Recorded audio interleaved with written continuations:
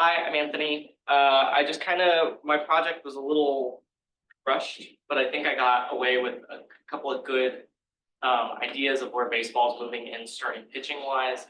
Um, so I want to talk about how the idea of starting pitching in a baseball game has shifted over the last 5 years. We used to see starting pitchers go really deep into games.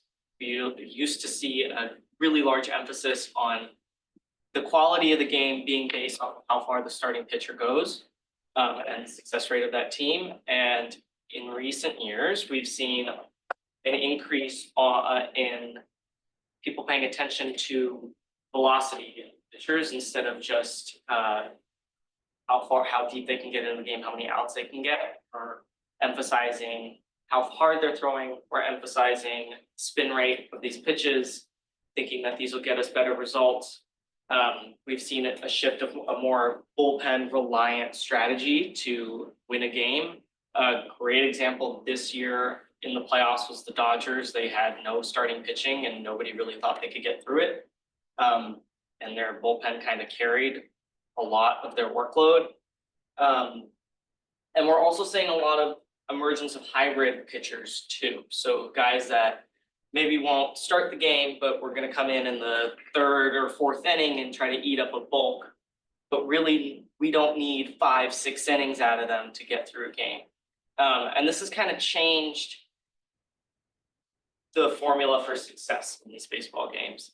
And I wanted to see that if we're giving more attention to velocity, if we're giving more attention to spin rate, are we seeing results within the pitching, or are we just kind of thinking that we're doing better and we're not really doing better, we're just taking a different approach.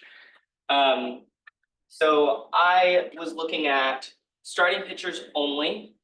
I tried to use Baseball Savant. I separated all of the pitchers out that are normally relief pitchers. And I'm focusing solely on velocity, spin rate, whiff percentage, and hard hit percentage. So I would hope to see that if we're having a starter in 2024 not go very deep into the game, but have a higher spin rate, then their whiff percentage and their hard hit, or whiff percentage would go up, hard hit percentage would go down. So my first analysis was on velocity. I used 2019 as a good data point. I don't want to start in 2020 because it was just a weird season with how many games were played. But in 2019, there were a lot of workhorse starters, and you see a lot of pitchers that go past 3,000 pitches in a season. This was kind of gone this season. I mean, we didn't have a pitcher nearly hit 3,500 pitches in a season. And there was just a different idea of the role of a starter. One thing that did change, though, is there was a small uptick in velocity. Not a huge uptick. I would have liked to have taken only fastballs, based off of the way that I was filtering through the data. It wasn't really possible for me to just get one pitch and also take the whole league. But even so, we should see an uptick if we're trying to get more fastballs or a greater velocity on breaking pitches and throughout the game.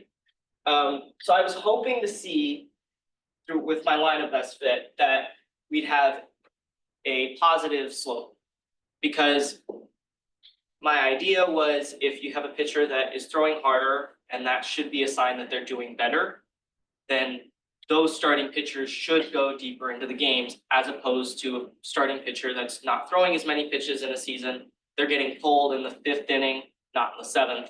Consistently, it adds up over time. And this is kind of what I saw. The slopes were not that great, but one of the good things and kind of the direction that I was trying to look at with velocity was that in my 2019 data, there is a negative slope. So we can see that some pitchers are just throwing too much. And that was kind of the idea that the league was moving in. There was also that, like I talked about briefly, that there were not as many pitchers going over that 3,000 mark. We can see that their velocity is maintaining consistent throughout the season and staying up a little higher. I wanted to take the standard deviations of all of these graphs because I wanted to see how consistent these pitchers were being. And we could see throughout each and every data point that I talk about that over time, the data is getting a little more consistent because we're not letting these guys go as deep into the games, throw as many pitches, and then pull their arms out at the end of the season. Same kind of idea with spin rate. We can see in 2019, our average, or close to an average spin rate, was about 2,200 rounds per minute. This goes up about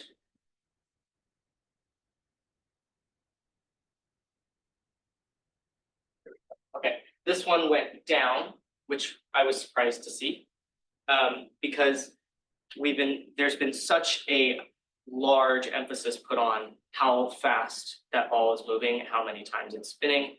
There's a lot of pitchers that have gotten hurt recently because of how much emphasis is being put on spinning the ball faster, throwing harder. But I didn't really find as much of an obvious data set or pattern in this data set as I did with velocity or some of the other stats. So that was kind of concerning to me as a baseball fan who does believe that, okay, if we're throwing faster, we're this ball spinning more, then these pitchers should be doing better. But it's just not, there's no real correlation of how deep these pitchers are going into the game. And our slopes are very similar. There's not much of a difference in the 2 years, especially considering how big of a media presence there was on these issues for there not to be a difference.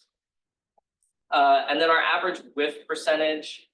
In 2019, we saw a positive slope here, and this one actually rose. I was very happy to see this because I'm thinking we're giving a better strikeout approach for our pitchers. So this kind of correlates with how deep they're going into the game. If you don't have to go as deep into a game, you can focus on striking out these batters a little more. You can throw some more pitches, but not really have to deal with making it into the 7th inning. So I was happy to see that shift. And it was quite a significant one, but I don't think it was necessarily correlated with our spin rate or velocity, as many publications would say, just because it's a change in strategy, not in our analytics and this new implementation of these different ideas. And similarly, hard hit percentage here made an interesting change because in 2019, we had a hard hit percentage that ended up getting worse for pitchers in 2024. So some of these adjustments that were made, pitchers are getting hit a little harder. This could also have to do with strategy over the spin rate and velocity because we're now trying to strike out batters more. We're not trying to induce soft contact, but we should see soft contact and see more execution and a lower hard hit percentage if we believe that velocity and spin rate are contributing to success.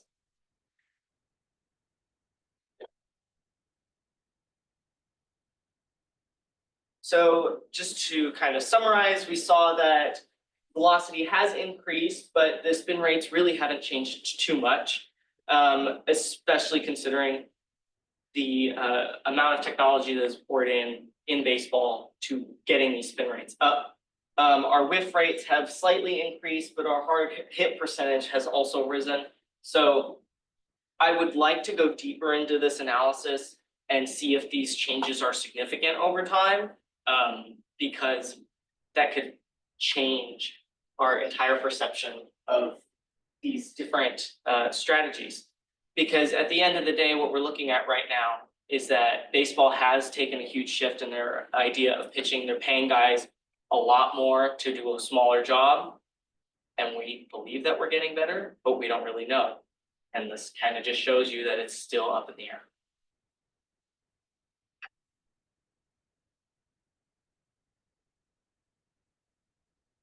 I have one more slide, it's just a thank you, but thank you.